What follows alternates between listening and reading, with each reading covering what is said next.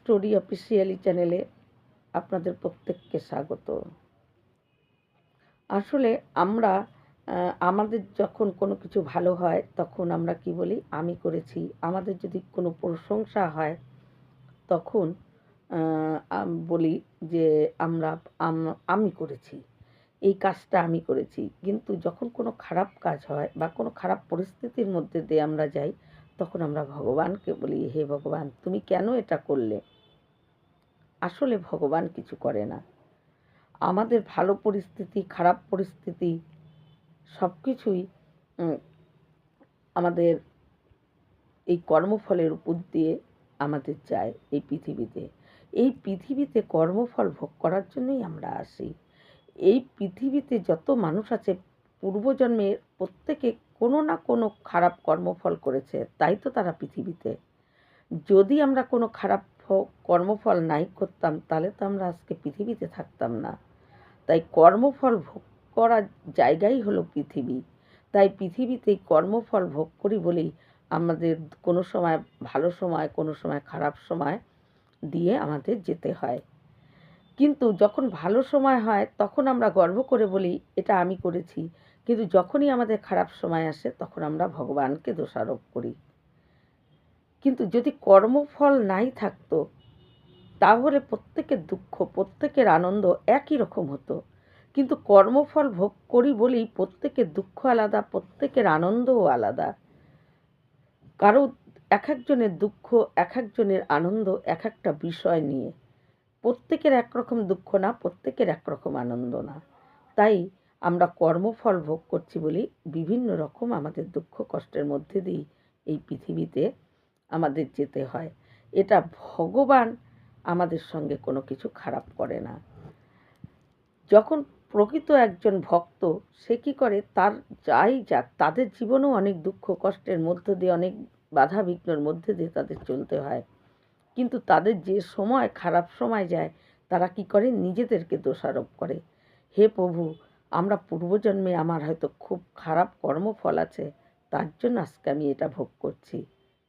আর যখন কোনো কিছু ভালো করে তারা তারা তখন সেটাকে কি করে, ভগবানের চরণে নিবেদন করে দেয় যে এই কাজটা করার জন্য আমার যা ভালো হয়েছে বা যা খারাপ হয়েছে আমি তোমার পায়ে নিবেদন করলাম, তুমি গ্রহণ করো। তাই তাদের চিন্তাধারা আমাদের চিন্তাধারার মধ্যে অনেক পার্থক্য আছে। যেরকম কুম্ভন দাস এত ভগবানের মানে তিনি পরম ভক্ত ছিল, ভগবান তার সঙ্গে লীলা করতেন, এই রকম ভক্ত ছিল। কুম্ভন দাসের অনেক লীলা ভগবান তার সঙ্গে করেছে, অনেক কিছু। সেই কুম্ভন দাসের গিরি গোবর্ধন মানে সেখানে তিনি বৃন্দাবনে তার একটা ছোট্ট কুটির ছিল এবং তিনি গিরিধার লালের সেবা করতেন। তাই কুটিরটা ছিল, তার কুটিরের মধ্যে তিনি থাকতেন এবং তার গিরিধার লালকে তার সেখানে বসিয়ে তাকে সেবা দিতেন। কিন্তু কুম্ভন দাসের সারাদিন অনেক কাজ ছিল, তাই সেইভাবে ভগবানের নাম করতে পারত না। তাই কুম্ভন দাস মনে মনে স্থির করেছিল যে রাতের বেলায় খুব মানে পরিবেশ শান্ত হয়ে যায়, সবাই ঘুমায়, সেই সময় যদি ভগবানের নাম করি তাহলে খুব সুন্দর করে ভগবানের নাম এক মনে করতে পারবো। কারণ কোনো শান্ত পরিবেশে, তাই সে রাতের বেলায় ভগবানের নাম করত। কিন্তু কুম্ভন দাসের ওই কুঠিরের ঠিক মুখামুখি একটা বেশ্যার বাড়ি ছিল। সেই বেশ্যার বাড়িতেও রাতে সব বেশ্যার প্রেমীরা তারা আসতো। আর কুম্ভন দাস রাতে যখন শ্রীকৃষ্ণ শরণাম মম, শ্রীকৃষ্ণ শরণাম মম, শ্রীকৃষ্ণ শরণাম মম বলে বলতেন, কিন্তু ওই বেশ্যার বাড়ির থেকে এত নাচ গানের এত আওয়াজ আসতো, তার ভগবানের নাম নেওয়াতে একটু বিঘ্ন ঘটতো। তাই কুম্ভন দাস একদিন মনে মনে ভাবে যে আমি যদি জোরে জোরে ভগবানের নাম নিই তাহলে তো ওদের গান নাচের আওয়াজ আসবে না, গানের আওয়াজ আসবে না, ওদের বাড়ির কথাবার্তার আওয়াজ আসবে না, তাহলে আমার ভালো মতো নাম নিতে পারবো। তাই কুম্ভন দাস জোরে জোরে শ্রীকৃষ্ণ শরণাম মম, শ্রীকৃষ্ণ শরণাম মম বলে যাচ্ছে। এইদিকে কুম্ভন দাসের জোরে জোরে নাম করার জন্য ওই বেশ্যার বাড়িতে সেই আওয়াজ যাচ্ছে, তাদের আবার গানের শোনার নাচের ডিস্টার্ব হচ্ছে, মানে অসুবিধা হচ্ছে। অসুবিধা হওয়ার জন্য তারা তখন ভাবে যে এই বাবাজি এখানে নাম করে আর এর জন্য আমাদের গান শুনতে অসুবিধা হয়। তাহলে এই বাবাজির কুটিরটা যদি আমরা পুড়িয়ে দিই তাহলে এই বাবাজি হয়তো অন্যখানে চলে যাবে। তাই তারা মনে মানে ভাবে ওই বেশ্যার প্রেমীরা তারা এসে কী করে ওই কুম্ভন দাসের কুঠিরটা জ্বালিয়ে দেয়। কুম্ভন দাস যখন দেখে তার কুঠিরে আগুন লেগেছে তখন সে কোনো কিচ্ছু ভাবেনি। সে তার যে পরের দিন একটা মানে ধুতি বা অন্য কিছু জামা কাপড় নেবে যে পরের দিন পরার জন্য, তিনি সেটাও ভাবেননি। তিনি গিরিধার লালকে তাড়াতাড়ি করে কোলে নিয়ে তিনি কুঠির থেকে বেরিয়ে বাইরে এসে কুঠির জ্বলছে সেটা দেখছে। আর মনে মনে ভাবছে যে কুম্ভন দাস যে হে গিরিধার লাল, এই কুঠিরটা তৈরি করেছিলাম আমি তো আমার জন্য করিনি, এই কুঠিরটা তৈরি করেছিলাম আমি তোমার জন্য। এই দুপুরবেলা সকালের দিকে যে রোদ উঠে সেই রোদ যাতে তোমার মাথায় না লাগে, বৃষ্টি আসলে যাতে তোমার মাথায় জল না পড়ে, তার জন্য করেছিলাম। আজকে সেই কুঠিরটি পুড়ে গেল। ওই গিরিধার লালকে কোলে নিয়ে সে এটা ভাবছে। আর গিরিধার লাল তিনি তো বসে থাকার পাত্র না, তিনি সাথে সাথে ভক্তের ক্ষতি করলে গিরিধার লাল সহ্য করে না। গিরিধার লাল সঙ্গে সঙ্গে তিনি মনে মনেই পবনদেবকে আহ্বান করে এবং পবনদেবকে আদেশ করে যে হে পবনদেব, তুমি এমন হাওয়া তোলো যাতে এই কুম্ভন দাসের আগুনের দলা গিয়ে ওই বেশ্যার বাড়িতে পড়ে। তাই ওই পবনদেব কী করে হাওয়াতে এক দলা আগুন নিয়ে বেশ্যার বাড়িতে উড়ে যায়, পরে বেশ্যার বাড়ি পুড়ে ছাই হয়ে যায়। এদিকে তো যখন বেশ্যার বাড়ি একদম পুড়ে যায় তখন বেশ্যা কুম্ভন দাস দাঁড়িয়েই আছে, তার ঘর পুড়ে গেছে, ওখানেই গিরিধারকে কোলে নিয়ে দাঁড়িয়ে আছে। তখন ওই বেশ্যা এসে কুম্ভন দাসকে বলে যে তুমি কেন আমার বাড়িটা পোড়ালে, তুমি কেন আমার বাড়িটা পোড়ালে বলো তো। তখন কুম্ভন দাস বলে আমার বাড়িটা কে আগুন জ্বালালো। তখন ও বেশ্যা বলে আমি তো জ্বালাইনি আপনার বাড়িতে আগুন, আপনার বাড়িতে আমার প্রেমীরা আগুন জ্বালিয়েছে, তাই বলে আমার বাড়িটা পুড়ে গেল। তখন কুম্ভন দাস বলে বেশ্যাকে যে তোমার বাড়িও আমার প্রেমী আগুন লাগিয়েছে, তাই প্রেমী আমার তোমার প্রেমী আমার বাড়িতে আগুন লাগিয়েছে, আমার প্রেমী তোমার বাড়িতে আগুন লাগিয়েছে, তুমি কেন আমার সঙ্গে ঝগড়া করতে এসেছো, এখানে তো তুমিও আগুন লাগাওনি আমিও আগুন লাগাইনি, তাই প্রেমী আর দুই প্রেমীর মধ্যেই বোঝাপড়া হয়ে যাক, তুমি কেন এখানে আসছো ঝগড়া করতে। তখন বেশ্যা চলে যায়। তাই একটা যখন নাকি পরম বৈষ্ণব, যখন নাকি একজন পরম বৈষ্ণব তার কি হয়, তার বাড়ি পুড়ে যাচ্ছে দেখেও সে শান্ত হয়ে সে নিজের কোনো চিন্তা না করে গিরিধারের চিন্তা করছে যে কালকের থেকে তো গিরিধার লালের আবার মাথায় রোদ পড়বে, বৃষ্টি আসলে আবার জল পড়বে, এই কুঠির তো নাই। কিন্তু আমরা মানুষেরা হলে কি করতাম যে আমি সারাদিন তোমার নাম করি আর তুমি আমার বাড়িটাকে রক্ষা করতে পারলে না, আমার বাড়িটা পুড়িয়ে দিলে, আমরা ভগবানের দোষ দিতাম। কিন্তু আসলে ভগবানের দোষ না, আমাদের বিচার, আমাদের চিন্তাধারার দোষ। এর আর একজন বৈষ্ণব তার বাড়ি জ্বলে যাচ্ছে দেখেও সে শান্ত হয়ে দাঁড়িয়ে আছে। এটাই হলো বৈষ্ণবের মধ্যে সহনশীলতা অনেক বেশি থাকে, একটা গৃহস্থ মানুষদের মধ্যে অনেক কম থাকে। যেমন একটা লম্বা গাছ আর একটা হাইট কম মানে কম লম্বা একটা গাছ, যখন কোনো ঝড় আসে ওই লম্বা গাছটা কী হয়, সেই ঝড়টাকে সহ্য করতে পারে না, ভেঙে পড়ে যায়। কিন্তু ওই ঝড়ই যখন ওই একটা নিচু গাছের উপর দিয়ে যায়, সে এদিক ওদিক দুললেও সে কিন্তু পড়ে যায় না। তাই ওই লম্বা গাছটা হলো সংসারী মানুষরা যেমন, ওই লম্বা গাছও ঠিক তেমন, তারা সহ করতে পারে না কোনো দুঃখ কষ্ট, তাদের ভেতরে আঘাত তারা সহ্য করতে পারে না, ভেঙে যায়। আর বৈষ্ণব যারা পরম বৈষ্ণব, যারা ভগবানকেই চায়, প্রকৃত বৈষ্ণব তার বা ভগবানের ভক্ত যারা প্রকৃত, তারা কি হয় তারা কি করে, এদিক ওদিক দুললেও, তাদের খারাপ পরিস্থিতি আসলে তারা এদিক ওদিক দুললেও তারা পড়ে যায় না, ভেঙে যায় না। তাদের মানে সহ্য করার ক্ষমতাটা তাদের মানে অনেক বেশি থাকে। তাই একটা বৈষ্ণবের চিন্তাধারা আর আমাদের চিন্তাধারার মধ্যে অনেক পার্থক্য। এইরকমই আমি আরেকটা ছোট গল্প বলছি। যেরকম ওই একবার, যে আমরা যখন ভাবি যে ভগবান, আমাদের চিন্তাধারায় যখন ভাবি যে ভগবান তুমি কেন এটা করলে, কেন ওটা করলে, অনেক প্রশ্ন। আমাদের দুঃখ আসলে, কষ্ট আসলে আমরা ভগবানকে কেন এটা করলে, কেন আমার সঙ্গে এটাই হচ্ছে, নানা রকম প্রশ্ন করি। তাই ভগবানের অত সময় নেই। ভগবান যে সারা রাত জেগেও যদি ভাবে যে একে আজকে এটা দুঃখ দেবো, একে আজকে এর কষ্ট দেব, এর জন্য এটা কালকের থেকে এর ভালো হবে, এটা ভগবানের অত সময় নেই। আমরা পৃথিবীতে কর্মফল ভোগ করতে আসি। তাই ভগবানের যে যিনি মানে অসংখ্য ব্রহ্মাণ্ডের মালিক, তিনি একটা পৃথিবী নিয়ে পড়ে নেই। এই পৃথিবীতে আমরা প্রত্যেকে কর্মফল অনুযায়ী চলি, এবং যারা নাকি প্রভুর ভক্ত তারাও কোনো কর্মফল খারাপের জন্য পৃথিবীতে জন্মেছে, কিন্তু এই জন্মে তারা কর্মফল বা তারা বুঝতে পারছে, যেরকম প্রভুর দিকে তাদের মন বা ভগবানের প্রতি তাদের মতি, তাদের ধৈর্য, সহনশীলতা তাদের ওই জন্য বেড়ে যায়। তাই এরকম একটা ছোট্ট গল্প আছে যে ভগবানের যে সময় নেই সেই নেই। যে একবার রাধা আর কৃষ্ণ কুঞ্জে তারা লীলা করছে, তারা দুজন বসে আছে। বিশাখা ললিতা তারা কি করছে, বাইরে দাঁড়িয়ে আছে, কাউকে ঢুকতে দেবে না সেই কুঞ্জে। তাই সেই সময় ব্রহ্মার খুব দরকার পড়ে ভগবানকে, যে একটা বিশেষ প্রয়োজন।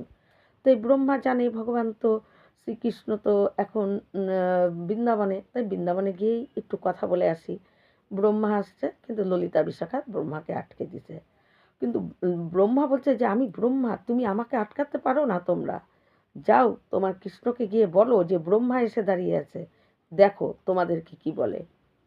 ললিতা বিশাখা তখন যায়, বলে আরে কৃষ্ণ, ব্রহ্মা এসে দাঁড়িয়ে আছে, বলছে যে তো তার নাম বললেই নাকি তুমি তাকে ঢুকতে দিবে, সে তাই বলল, তাই আমরা অনেক না করলাম, কিন্তু তারপরেও সে ঢুকতে চাচ্ছে, তোমার সঙ্গে দেখা করতে চাচ্ছে। কৃষ্ণ তখন বলে কি যে কোন ব্রহ্মা, কোন ব্রহ্মা, তার নাম কি? বিশাখা, তুমি গিয়ে এটা বলো। তখন বিশাখা এসে বলে যে তোমার নাম বললাম, ব্রহ্মা এসে দাঁড়িয়েছে, কিন্তু কৃষ্ণ বলল যে কোন ব্রহ্মা, তার নাম কি, তাহলে তুমি এবার বলো তোমার নাম কি আর কোন ব্রহ্মা, আমি গিয়ে আবার বলি। তখন ব্রহ্মা বলে আমি ব্রহ্মা, আমার আবার নাম কি, মানে যাও বলো যে এই সৃষ্টিকর্তা ব্রহ্মা, আর হলো চতুর্মুখ দিয়ে বেদ উচ্চারণ করে সর্বক্ষণ বেদ জ্ঞানী সেই ব্রহ্মা আমি, যাও গিয়ে বলো। বিশ্বকার যে বলে যে সব সৃষ্টিকর্তা নাকি সেই ব্রহ্মা, যে নাকি এই সব কিছু সৃষ্টি করছে সেই ব্রহ্মা, আর চতুর্মুখদের না বেদ জ্ঞান সম্পূর্ণ সেই ব্রহ্মা। ভগবান তখন বলে কি তুমি গিয়ে বলো যে কৃষ্ণের একটা লোমকূপে 100 কোটি ব্রহ্মাণ্ড আছে, আর প্রত্যেকটা ব্রহ্মাণ্ডে একটা করে ব্রহ্মা আছে, তুমি গিয়ে এটা বলো, এদের মধ্যে কোন ব্রহ্মা। তখন বিশাখা গিয়ে আবার ব্রহ্মাকে বলে যে কৃষ্ণ বলল তার একটা লোমকূপে 100 কোটি ব্রহ্মাণ্ড আছে, আর সেই ব্রহ্মাণ্ডে প্রতিটা ব্রহ্মাণ্ডে একটা করে ব্রহ্মা আছে, তাহলে তুমি কোন ব্রহ্মা। ব্রহ্মা এই কথা শুনে ব্রহ্মা অচেতন হয়ে যায়। তাই যে নাকি যার নাকি একটা লোমকূপে 100 কোটি ব্রহ্মাণ্ড আছে, আর প্রত্যেকটা ব্রহ্মাণ্ডে একটা করে ব্রহ্মা আছে, তার শরীরে কত লোম আছে, কত লোমকূপ আছে, তার মানে কত ব্রহ্মার কত ব্রহ্মাণ্ড আছে। তাহলে সে এই গোটা ব্রহ্মাণ্ডের যে অধিকর্তা, তার খালি পৃথিবীকে নিয়ে, পৃথিবীর মানুষকে নিয়ে কাকে কালকে দুঃখ দেব, কালকে কষ্ট দেব, কাকে কালকে সুখ দেব, এই বিচার করার মতো সময় তার আছে? তাই পৃথিবীতে আমরা একদম চলছি আমাদের কর্মফল অনুযায়ী। আমরা পূর্বে জন্মে যেমন কিছু না কিছু কর্মফল খারাপ করেছি এবং সেটা ভোগ করার জন্যই আমাদের পৃথিবীতে জন্ম। আর সেটা যখন আমরা কোনো সময় আমরা ভালো কর্মফল ভোগ করছি, কোনো সময় আমরা খারাপ কর্মফল ভোগ করছি। আর এই কর্মফল ভোগের জন্যই আমাদের কোনো সময় সুখ ভোগ বা কোনো সময় খারাপ পরিস্থিতির মধ্যে দিয়ে আমাদের যেতে হয়। এটা আমাদের কর্মফল। আমরা যেমন কর্ম করি সেই অনুযায়ী এই একমাত্র কর্মফল ভোগ করার জন্যই আমাদের পৃথিবীতে আসতে হয়। তাই আমরা আমাদের যখন খুব খারাপ কিছু হয় তখন ভগবানকে দোষ দিয়ে লাভ নেই। আমাদের কর্মফলের জন্যেই এই খারাপ কিছু আমাদের কাটিয়ে যেতে হয়। আবার আমাদের সঙ্গে যখন কিছু ভালো হয় তখন আমাদের পূর্বে কোনো সুকর্মের জন্য আমাদের এই ভালো সময়টা কাটে। তাই যখন ভালো সময় ভালো সুফল আমরা কোনো কিছুতে পাই তখন আমরা নিজেরা গর্ব করি আমি করেছি। আর যখনই আমাদের খারাপ পরিস্থিতি আমরা খারাপ কর্মটা ভোগ করি তখনই আমরা ভগবানের উপর আঙ্গুল তুলি যে কেন তুমি এটা করলে, কেন আমার সঙ্গেই বারবার খারাপ হচ্ছে। তাই ভগবান কিছু খারাপ করে না, বরং আমাদের যদি এখনও ভগবানের প্রতি মন থাকে, তাকে যদি ভক্তিভাবে আমরা যাই করি ভগবানকে নিবেদন করে দেই, আমি আমার এর মধ্যে ভালো খারাপ কিছু না, আমি সব তোমাকে দিলাম বলে ভগবানের চরণে নিবেদন করে দিই, তাহলে কি হয়, ও আমাদের খারাপ কর্ম ভালো কর্ম সব ভগবান নিজের চরণে গ্রহণ করে নেয়। আমাদের তখন আর এত ভোগের মধ্যে দিয়ে যেতে হয় না। কিন্তু আমরা তো সেটা করি না। আমরা ভালোটা হলেই আমাদের নিজেদের কথা বলি আমি আমি আমি। আর যখন আমি করেছি, আমার জন্য ভালো হয়েছে, আমি এর উপকার করেছি, আমি এইটা করেছি, কিন্তু যখনই আমাদের খারাপ কিছু হয়, আমাদের যখন কোনো খারাপ পরিস্থিতি আসে বা কোনো খারাপের সঙ্গে আমাদের সময় কাটাতে হয়, তখন আমরা ভগবানকে বলতে থাকি, হে ভগবান তুমি কেন এরকম করলে, কেন তুমি এরকম করলে। তাই এই ভগবানের উপর দোষ দেয়া আমাদের, এটা একদম আমাদের ভুল ধারণা। আমরা আমাদের কর্মভোগ করছি, এখানে ভগবানের কিছু করার নেই। কিন্তু তারপরেও যদি কর্মভোগ করার পরেও যদি আমরা ভগবানকে স্মরণে রাখতে পারি, আমাদের যে আরও, আমরা তো নিশ্চিত সব কর্ম ভালো করি না, তারপরেও যদি আমরা নিজেকে একটু শুধরে নেওয়ার জন্য আমাদের যদি ভগবানের স্মরণে আমরা থাকতে পারি, তাহলে আমাদের আগামীতে হয়তো আমাদের খারাপ কর্মটা আমাদের হাত থেকে কম হবে বা আমরা খারাপ কর্ম কম করব। আর খারাপ কর্ম কম করলেই তখন আমরা আস্তে আস্তে আবার যখন আমাদের আসতে হবে পৃথিবীতে, আমরা তখন সুখভোগ অনুভব করতে পারবো। তাই কর্মফল অনুযায়ী প্রতিটা মানুষ তার কর্ম অনুযায়ী চলছে। আমরা অনেক সময় ভাবি যে ও তো ভগবানের নাম নেয় না, ও তো খুব ভালো আছে। আসলে সেটা না। আবার আমি সারাদিন ভগবানের নাম করছি কেন আমি খারাপ আছি, কিন্তু আসলে সেই কথাটাই না। তার পূর্বজন্মের কোনো ভালো কাজ সুকৃতি ছিল, সেটা এখন সে ভোগ করছে, কিন্তু এখন সে ভগবানের স্মরণে নেই, ভগবানের নাম নেয় না, তাই তার পূর্বে আবার এই ফলটাও ভোগ করতে হবে। আর আমরা পূর্বকালে হয়তো কোনো খারাপ কাজ করেছি, তাই এখন খারাপ সময়টা ভোগ করছি। কিন্তু এখন যদি ভগবানের প্রতি আমার মন থাকে বা ভগবানের চরণে যদি একটু নিজেকে লাগাতে পারি, তাহলে হয়তো এর আরও যে আগামী জন্মে হয়তো সেই সুফলটা আমি পাবো। তাই প্রত্যেকের কর্মফল ভোগ করছে।